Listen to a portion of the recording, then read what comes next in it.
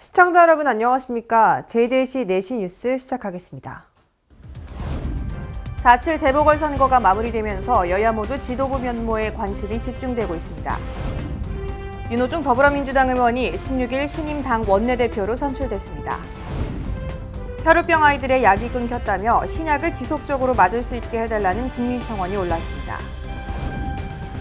아스트라제네카에 이어 2분기 중 도입을 추진해왔던 얀센 백신까지 부작용 논란에 휩싸였습니다. 후쿠시마 원전 오염수를 태평양 바다에 쏟아붓겠다는 일본 정부의 결정에 각국의 규탄이 빗발치고 있습니다. 국회 소식입니다. 4.7 재보궐선거가 마무리되면서 여야 모두 지도부 면모에 관심이 집중되고 있습니다. 더불어민주당은 최고위원 선출을 놓고 갑론을박에 나섰습니다. 4.7 재보궐선거 이후 여야에서 동시에 새 지도부 구성에 들어갔습니다. 대선을 준비하기 위해 더불어민주당은 다음 달 2일 치러질 당대표와 최고위원 후보 등록을 지난 15일 오후 6시에 마감했습니다. 후보로는 가장 먼저 지난 14일 홍영표 의원이 출마 선언했습니다. 겸손하지 못했습니다. 비판에는 귀를 닫았습니다. 국민께서 주신 엄중한 경고 깊이 새기고 혁신하겠습니다. 문재인 정부 성공과 정권 재창출을 위해 약속드립니다. 이어 14일에 정한도 의원이, 15일에는 우원식, 송영길 의원이 각각 출마를 선언했습니다. 이어 지난 18일 당대표 후보자 선출을 위한 예비 경선대회가 열렸습니다. 당원 투표 결과 우원식, 홍영표, 송영길 후보자가 최종 당대표 후보자로 선출됐습니다. 이번 당대표전은 친문 핵심인 홍영표 의원과 같은 친문이자 호남을 지역 기반으로 두고 있는 송영길 의원, 을지로위원회 위원장이자 민평년 출신인 비문 우원식 의원까지 3파전으로 치러질 전망입니다. 16일 치러진 원내대표 선거와 마찬가지로 친문 대 비문의 구도가 형성된 건데요. 재보선 참패 후 당내에서 제기되고 있는 친문 이선 후퇴 요구가 판세에 어떤 영향을 미칠지 관심이 집중됩니다. 윤호중 더불어민주당 의원이 16일 신임 당 원내대표로 선출됐습니다. 지난 7일 재보궐선거 실패로 더불어민주당 지도부가 전원 사퇴한 데 이어 16일 지도부의 빈자리를 채우기 위한 당내 원내대표 경선이 치러졌습니다. 윤호중, 박완조 의원이 후보로 출마했으며 두 후보는 원내대표 자리를 두고 양자 대결을 펼쳐왔습니다. 이들은 총 2차례의 토론회를 가졌으며 지난 15일 2차 합동 토론회를 마친 후 16일 원내대표 선거를 치렀습니다. 특히 15일 열린 마지막 토론회에서 2030 청년들의 마음을 어떻게 얻을 것이냐는 질문에 윤호중 의원은 주거 국가 책임제가 필요하다고 답했고 박완조 의원은 2030을 대하는 태도 자체가 바뀌어야 한다며 청년 최고위원 선출을 제안했습니다. 이어 16일 국회의원회관 대회의실에서 의원총회를 열어 두 후보에 대한 투표를 진행한 결과 윤호중 후보가 총 투표수 169표 중 104표를 얻어 당선됐습니다. 윤호중 신임 원내대표는 앞으로 1년간 집권여당을 이끌며 문재인 정부 임기 말 주요 국정과제를 완수해 나갈 예정입니다. 앞으로 우리 당이 국민과 함께 국민의 자유와 행복을 드높이는 그런 대한민국 만들어 나갈 때까지 최선을 다하겠습니다. 열심히 하겠습니다. 대선까지 앞으로 1년도 안 남은 상황. 돌아선 민심을 회복하는 데 중요한 시점인 가운데 당을 어떻게 이끌어 나갈지 지켜봐야 할 것 같습니다.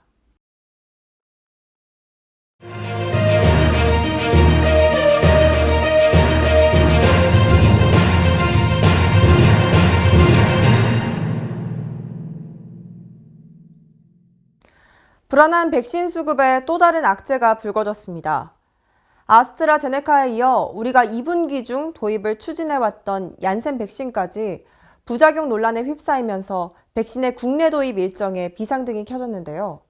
이에 대한 앵커 브리핑 시작합니다. 먼저 A일보는 초기 접종 주력 제품인 아스트라제네카에 이어 2분기부터 도입 예정인 얀센 백신 역시 혈전 부작용으로 미국에서 접종이 중단됐다고 말했습니다. 방역 상황은 4차 유행의 갈림길에 있는데 백신 접종은 속도를 낼 수 없는 형편에서 이제 기댈 곳은 안타깝게도 다시 거리두기 강화밖에 없다는 우려의 목소리를 냈습니다. 비일보는 접종 중단 사태가 길어지면 이 물량을 대체할 백신이 없어 백신 접종 계획에 연쇄 차질이 생길 수 있다며 백신 수급과 접종 차질이 하나씩 현실로 닥치면서 11월까지 집단 면역을 형성하겠다던 정부의 목표는 사실상 물 건너갔다는 전망이 나온다고 비판했습니다. 마지막으로 시일보는 정부가 지금까지 확보한 백신 물량은 총 7,900만 명분인데 이 중 상반기 도입이 확정된 물량은 904만 4천 명분이고 이 중 부작용 논란이 끊이지 않는 아스트라제네카 백신이 59%를 차지한다고 말했습니다. 전 세계적인 공급 차질 탓에 어쩔 수 없는 형편도 있을 수 있지만 최대한 역량을 끌어모아 백신 도입을 앞당기는 노력을 치열하게 이어가야 한다고 강조했습니다. 아스트라제네카와 얀센 백신 사례가 보여주듯 언제 또 어디서 돌발 변수가 터져나올지 모르는 만큼 유사시에 대비한 플랜 B도 만들어 놓아야 할 것입니다. 후쿠시마 원전 오염수를 태평양 바다에 쏟아붓겠다는 일본 정부의 결정에 각국의 규탄이 빗발치고 있습니다. 일본과 바다를 공유한 우리나라와 대만, 중국은 물론 환경단체 등 국제사회도 방침 철회를 촉구하고 나섰습니다. 방사성 물질이 섞인 오염수 방류는 바다 생태계에 영향을 미치고 생물 농축을 통해 인체에 피해를 입힐 가능성이 매우 크다는 전문가들의 한결같은 지적이 이어지고 있는데요. 이에 대한 앵커 브리핑 시작합니다. 먼저 A일보는 주변국과 국제사회에 대해 최소한의 염치도 안 갖춘 민폐짓이라고 비판했습니다. 일본 정부의 막장짓을 제어할 방편이 없다는 현실이 너무도 안타깝지만 그렇다고 손 놓고 있을 수는 없다고 말했는데요. 일본산 수산물에 대한 수입 금지 조치 확대와 수산물 원산지 허위 표기 단속 등 대책이 필요하다고 꼬집었습니다. 이어서 비일보는 일본 정부는 어떤 방식으로 언제부터 얼마 동안 오염수를 방류할지, 오염수에 포함된 방사성 물질의 종류와 양은 얼마인지 등 필수 정보를 주변국에 제공하고 소통해야 마땅하다고 말했습니다. 나아가 방류 준비와 오염 평가에 주변국 전문가 참여도 보장해야 한다는 의견도 덧붙였습니다. 마지막으로 시일보는 우리 정부도 단호한 모습으로 대비책을 마련해야 한다며 유감을 표명하는 정도로는 부족하다고 말했습니다. 중국과 대만 등 인근국과 국제해양법 재판소 제소 등 직접적인 행동에 나설 필요가 있다며 아울러 일본산 수산물 금수 조치 등 실질적 대응책도 빈틈없이 모색해야 한다고 꼬집었습니다. 정부는 오염수 방출이 인류의 안전을 위협하고 국민의 생명권에도 직결하는 중대 안건임을 인식해야 합니다. 또 정부는 일본의 결정 철회를 강력히 요구하는 한편 오염수 방출이 현실화되면 어떻게 대응할지 사후 약방문 격이라도 강화된 검역 기준을 내놔야 할 것입니다. 혈우병 아이들의 약이 끊겼다며 햄리브라라는 신약을 지속적으로 맞을 수 있게 해달라는 국민청원이 올라왔습니다. 우선 먼저 혈우병은 아주 작은 상처에서 3일 동안 피가 날 만큼 지혈이 더딘 희귀 난치성 질환입니다. 보행기를 태우면 가슴에 멍울이 지고 기어다닐 땐 얼굴과 무릎에 피멍이 지는 등 세게 넘어지거나 부딪히지 않아도 일상생활이 어려울 정도로 몸에 멍이 많이 드는 질환인데요. 청원인은 혈우 아이들의 멍은 일반인들과 조금 다르기에 주 3회 약을 맞아야 하는 어려움이 있지만 최근 2주에서 4주에 한 번만 맞아도 되는 햄리브라라는 신약이 나왔다고 밝혔습니다.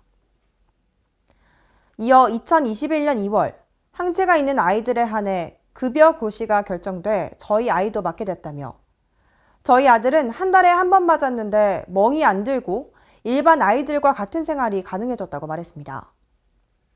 하지만 심사평가원에서 해당 약품을 항체 치료를 하지 못할 때 맞는 대체 약물처럼 적어두어 현재는 투약하기 어렵게 됐다며 성인에겐 이런 조건이 적용되지 않지만 12세 미만 아이들에겐 무조건 항체 치료를 강요하고 있다고 말했습니다.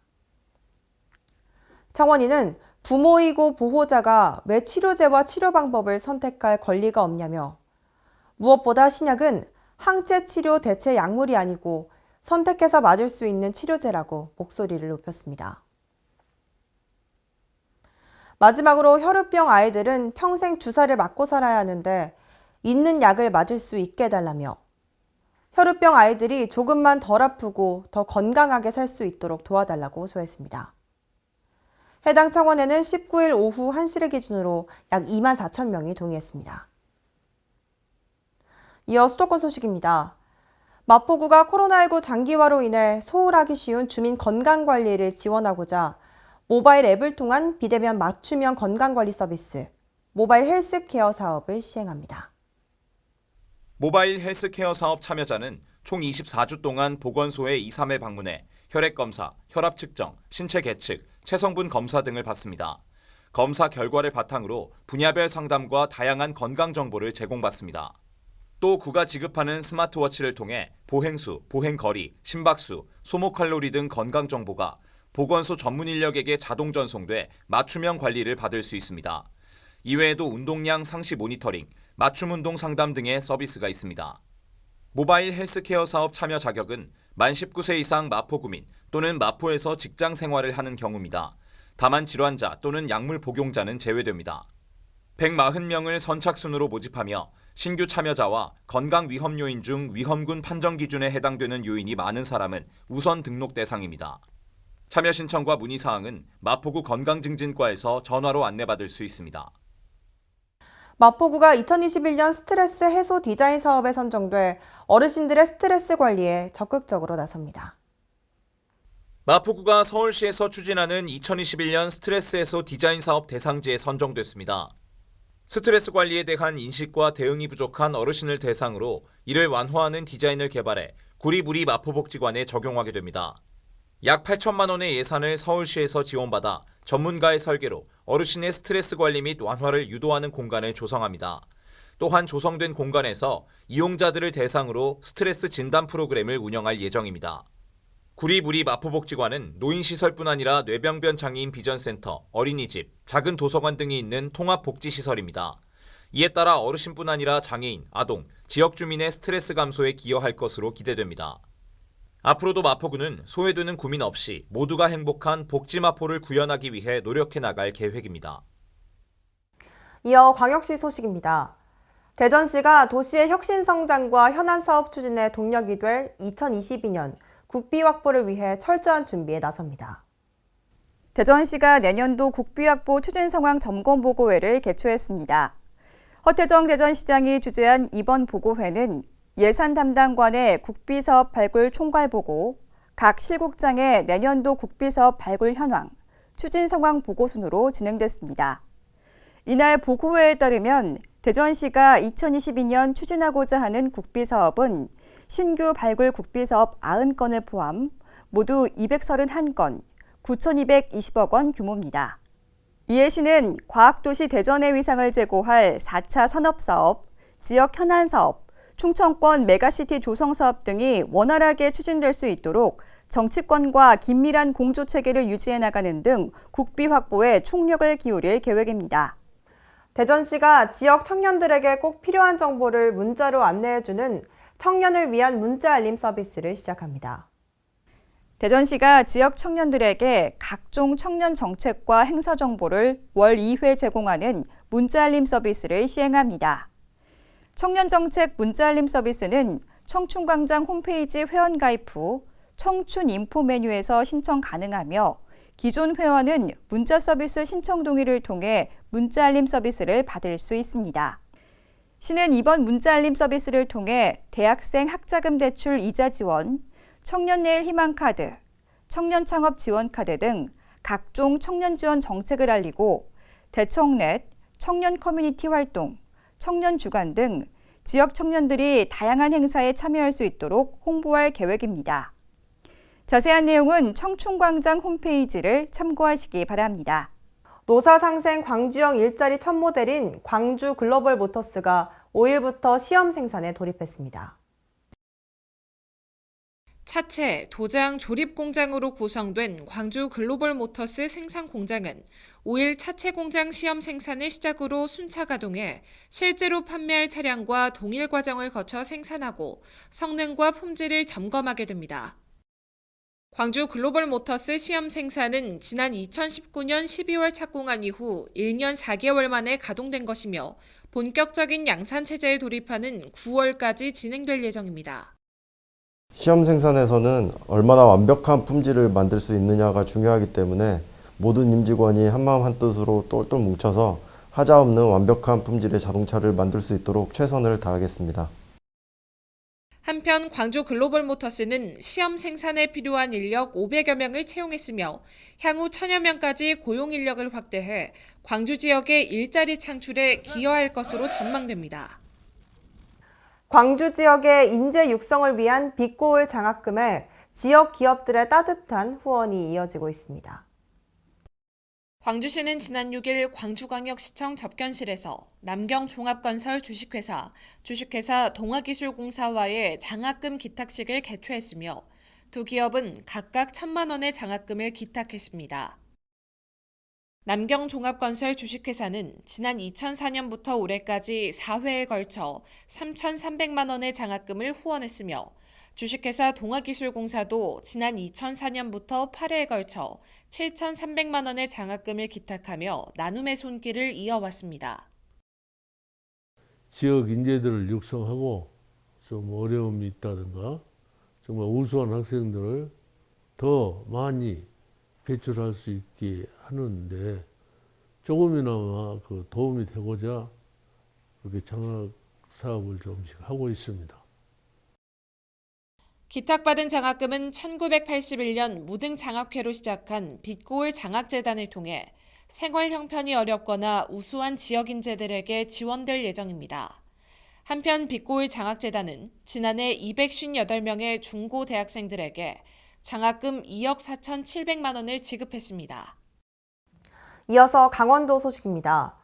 평창군과 국립강릉원주대학교는 지난 4월 8일 강원도 최초로 평화도시 평창 정원사 양성교육 추진 업무협약식을 가졌습니다. 이번 협약으로 평창군은 국립강릉원주대 생명과학대학 환경조경학과의 협력을 통해 평화도시 평창 정원사 양성 운영을 효율적 체계적으로 추진할 수 있을 것으로 기대하고 있습니다. 평창군은 정원사 양성과 필요한 경비를 지원하고 국립강릉원주대는 정원에 대한 지식 및 실습에 대한 인력을 지원할 예정입니다. 지난 3월 중 이번 양성과정 신청자 모집을 진행했으며 그 결과 60명이 넘는 지원자가 몰려 추첨을 통해 최종 선발 인원 20명을 확정했습니다. 최근 코로나 확산세로 개강을 못하고 있지만 향후 코로나19 확산이 안전 국면에 접어들면 개강해 10주간의 교육이 이뤄질 계획입니다.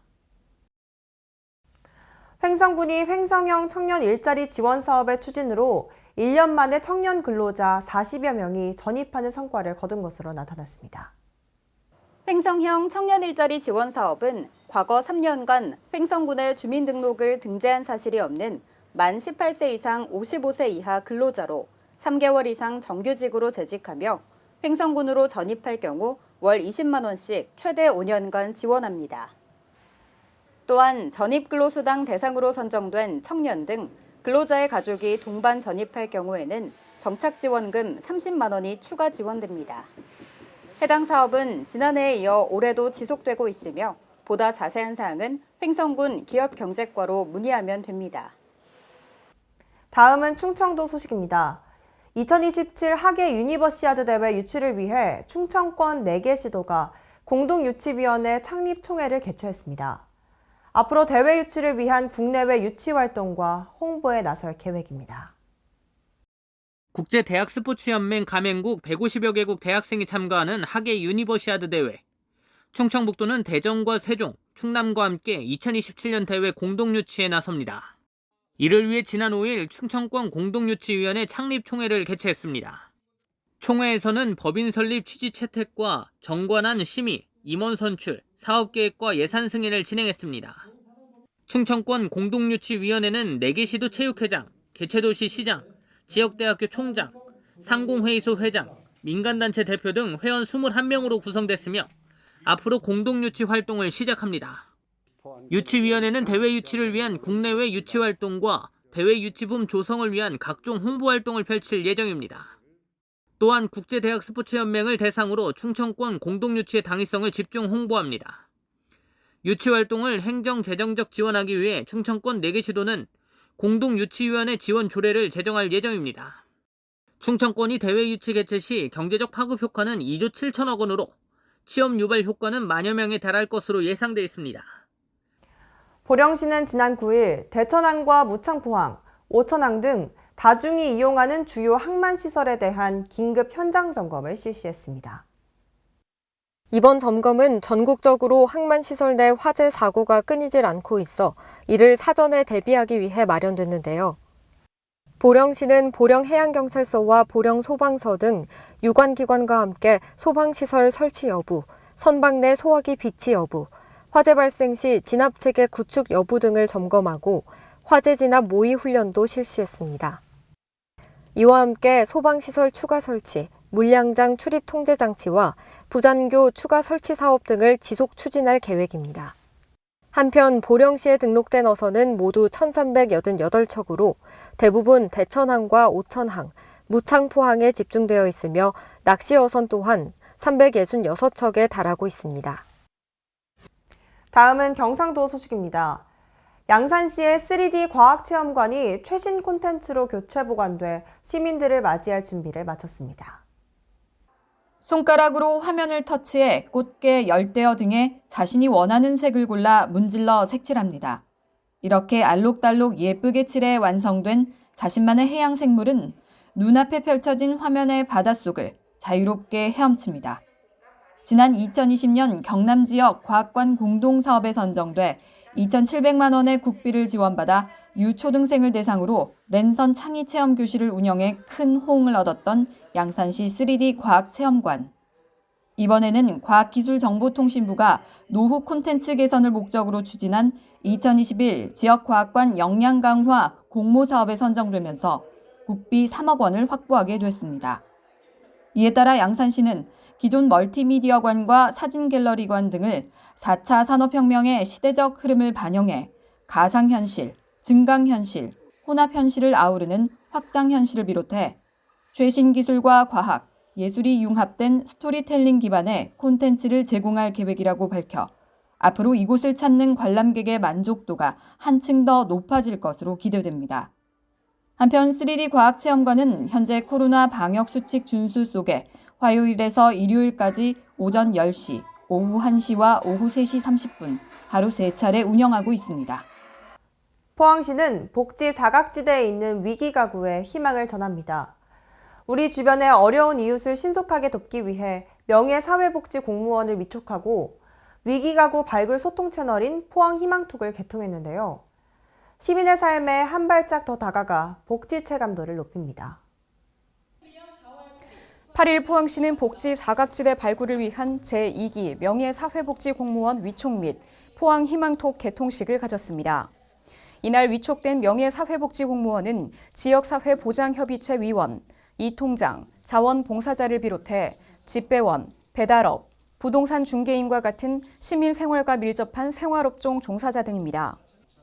무보수로 활동하는 명예사회복지공무원은 포항희망톡 채널을 통해 빈곤, 돌봄 위기가구, 주거 취약가구 등 복지 위기가구를 적극 발굴 지원합니다. 포항희망톡은 복지 사각지대를 발굴하기 위한 모바일 메신저 신고 채널로 위기가구 선제 발굴을 위한 소통 창구 역할을 합니다. 이를 활용해 시민공동체 의식 함양, 위기가구에 대한 빠른 대처가 가능할 것으로 기대됩니다.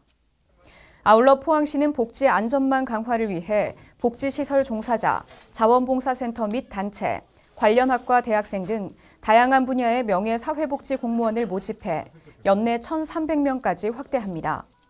이를 통해 인적 사회 안전망을 구축하고 감동복지를 실현하며 행복도시 포항으로 거듭난다는 방침입니다. 다음은 전라도 소식입니다. 여수시가 안전속도 5030 본격 시행을 앞두고 부영 3단지 사거리에서 고맙습니다 교통안전 릴레이 캠페인을 시행했습니다.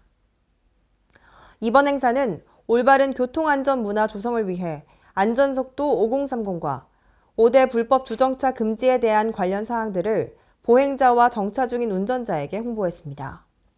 안전속도 5030 정책은 주거, 상업, 공업지역 내 넓은 도로에서는 시속 50km 주행, 주택가 이면도로와 어린이 보호구역 등 보행자 안전이 강조되는 도로에서는 시속 30km로 제한하는 제도입니다. 전주시 팔복동 자동차 서비스 센터 신축 공장에서 지정 폐기물을 재생토와 섞어 반출했다는 의혹이 제기돼 논란이 되고 있습니다. 자세한 내용 강석훈 기자가 취재했습니다. 전북 전주시 팔복동에 위치한 자동차 서비스 센터 신축 공사 현장. 최근 공사 현장 내 지정 폐기물을 재생토와 섞어 반출했다는 의혹이 제기돼 논란이 일고 있습니다.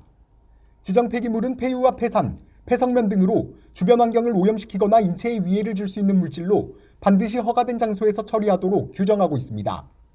그런데 이 지정 폐기물을 재생토와 섞어 일반 폐기물로 반출, 처리했다는 겁니다. 당시 공사 현장에서 사토 관련 업무를 맡은 A씨, 부진에 퍼올린 사토에서 유류 냄새가 진동을 해 작업에 난항이 있었다고 설명했습니다. 냄새나고 안 나야지라고 얘기를 했더니 싫어하는데 어디로 막 가더라고요. 제가 바다가 냄새 난다고 아파하고 땀내 가서 아파하고 그러니까. 공사 현장 관계자도 지정 폐기물을 재생토와 섞기 위해 운반한 걸 목격했다고 말했습니다. 그리고 그 물건이 다시 들어왔다가 다시 이렇게 섞어가지고 나가니까 다 의아라고 생각하잖아요. 왜 저렇게 할까 하고.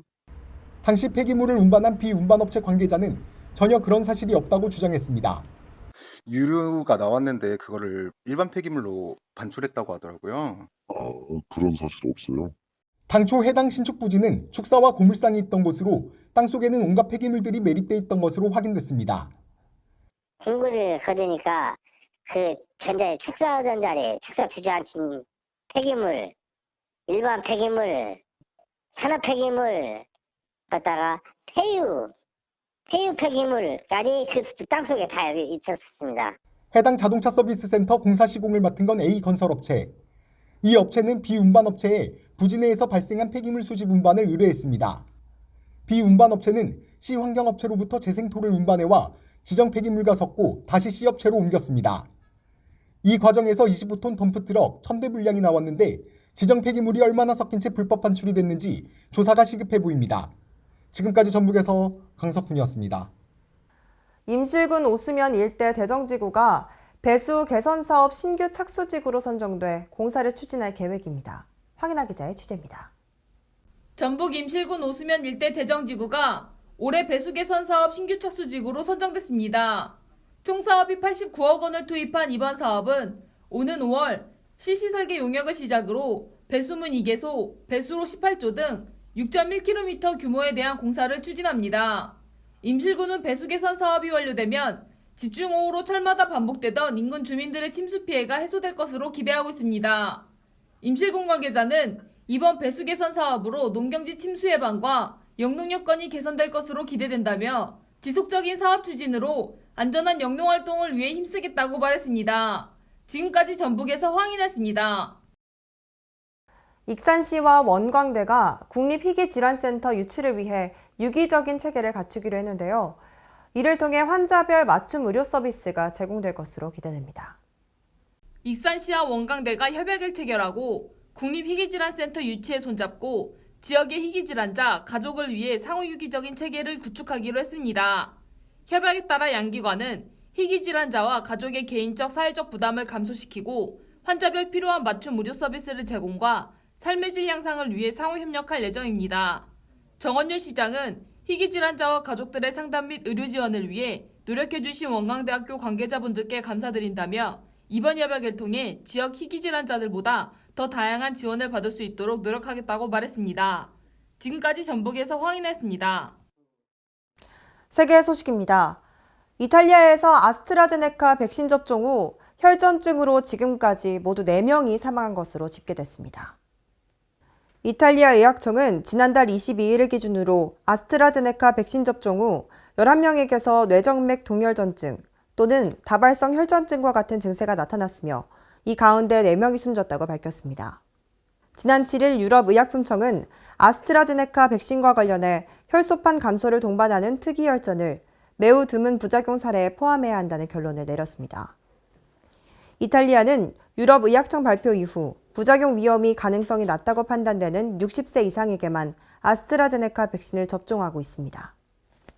현대차가 미국 시장에서 첫 픽업 트럭인 산타크루즈를 올 여름부터 판매한다고 밝혔습니다. 현지 시각 15일, 현대차 미국 판매법인 HMA는 트럭과 SUV의 특성을 혼합한 산타크루즈를 공개했다고 블룸버그 통신 등이 보도했습니다.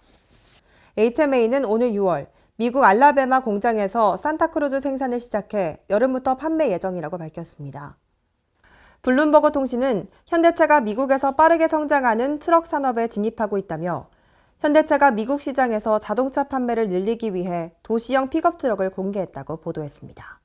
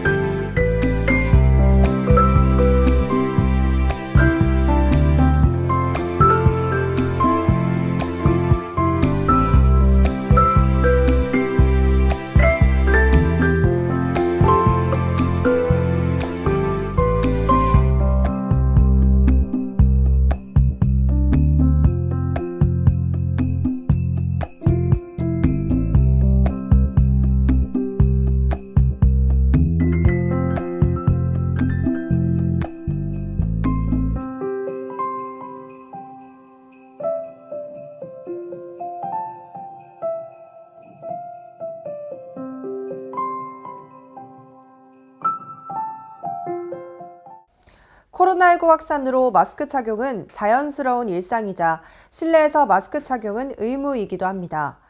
하지만 이로 인해 피부 습도, 온도, 산성도, 피지 분비량이 증가해 피부 트러블이 생기는 사람이 늘고 있습니다. 전문가들은 마스크 착용으로 인한 트러블을 예방하기 위해 착용할 마스크 소재에 본인이 알레르기를 갖고 있는지 확인해야 하고 마스크가 직접 피부에 닿지 않도록 공간이 있는 마스크를 착용하는 게 더 낫다고 설명했습니다. 우리를 보호하기 위한 가장 간단하면서도 효과 좋은 방법인 마스크. 올바르고 건강하게 착용합시다. 이상 뉴스 마칩니다. 시청해주신 여러분 고맙습니다.